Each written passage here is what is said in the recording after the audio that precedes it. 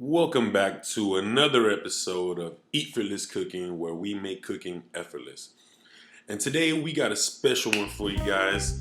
I'm going to be grilling some steak and we're going to be marinating it in chimichurri sauce. And if you haven't done so, guys, make sure you guys subscribe, hit that link below. Let's get into it. And so the ingredients that we're going to need is olive oil, salt, pepper, some Fresno peppers, cilantro, lime, garlic, a few sprigs of baby green onion, and cilantro. I think I already said that. Parsley.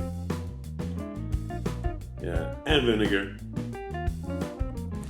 So first, what we gotta do, guys, we gotta really finely chop up your greens. So grab your cilantro, grab your parsley, and make sure you give it a fine, rough chop. Now at this point, what I did, guys, I just sped up the process just so you see how much time I did. Now you can usually make this in the food processor or in the blender, but me myself, I like the fine cut of a knife. I don't know. To me, it just seems better. It works out better. I like a chunkier type of salsa. But it's all down to preference. You can throw this in a blender easily and make it a few days ahead of time. And this sauce right here, you can literally use it for anything. And my fault, guys, if I sound like I'm sick. I got a clogged up nose right now. I'm trying to do this voiceover for you guys. But yeah, so pretty much like what we're doing now is just prepping, finely chopping all of our greens. So I got my green onion, cut them down into bite-sized pieces. And yeah, man, you just go to town and go to work. And chop, chop, chop, chop, chop. I think I look so funny going so fast like that. But it's probably me. Now we got our red Fresno peppers.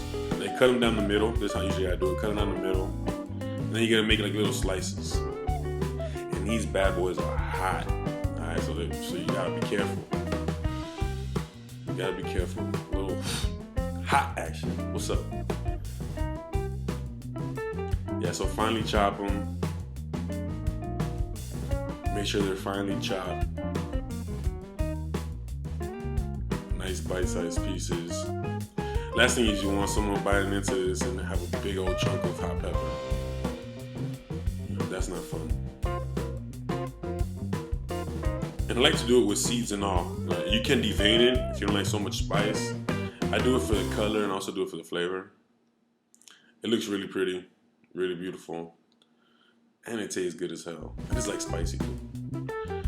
And just to get the skin off the garlic, just crack it one time, the back end of your knife, like you see me doing. And what I'm actually doing right here, I'm actually just, again, squeezing it with the back of the knife, giving it a few pounds, and then just giving it a rough chop right now. Once you do that, I grab a little bit with the back end of my knife, and I just press it. You just press it. Just grind it all up. And what you're doing, you're mincing up the garlic.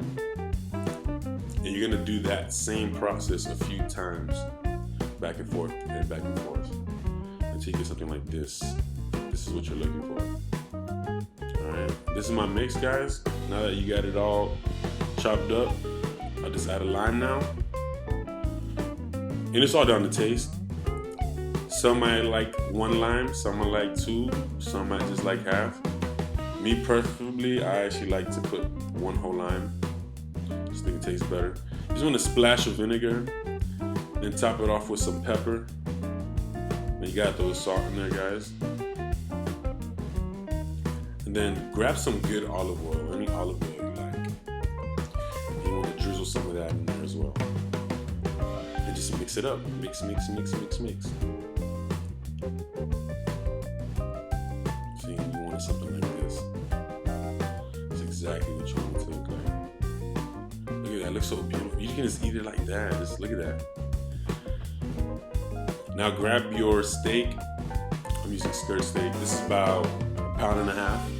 And what I'll do, I'll just lightly coat it with some pepper. And then grab your sauce. I'm just gonna toss the steak in it. You toss it up, make sure it's all well coated, well marinated. Excuse me. Sorry. Told you. stuffy nose, scratchy throat. Anywho,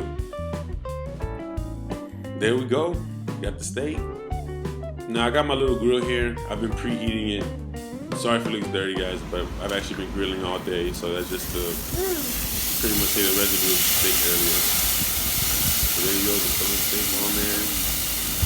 Nice hot steak. And I want you guys to hear the sizzling too.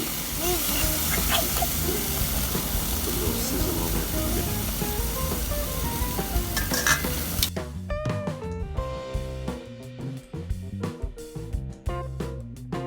Yeah, but what I like to do, I like to grab the reminisce from the bowl, spread it on the top, and you're just gonna close it up, 5 to 7 minutes per side.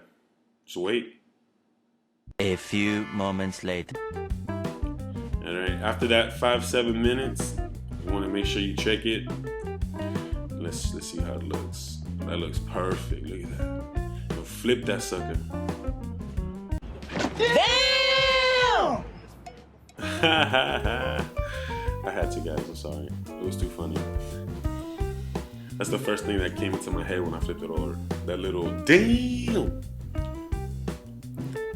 But yeah, just close it back up. Like I said, another 5-7 minutes. And once it's done, you should have steak that looks something like this. Now, me personally, I like it a little bit more on the well done side. But the only thing that all the steaks have in common, no matter how long you cook it, is that once it's done, you have to let it rest. And the reason you let it rest is because you don't want the meat, you don't want the juices falling out of the meat. So just let it rest, let it just sit in its heat. It's gonna be even better.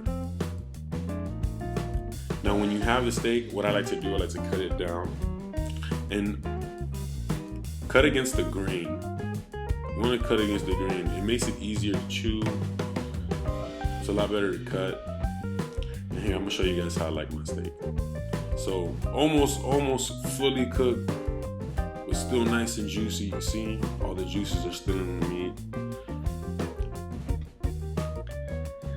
I don't know what it is, but when I'm cooking, man, it's just so hard for me not to take a little bite. Damn well I took a bite out of this somewhere. I took a bite out of this. But yeah, just cut them down. It's pretty much just cut them down until you have all your pieces. They don't have to be perfectly even or matching. You just want to slice it up nice. And then I'm just gonna plate mine.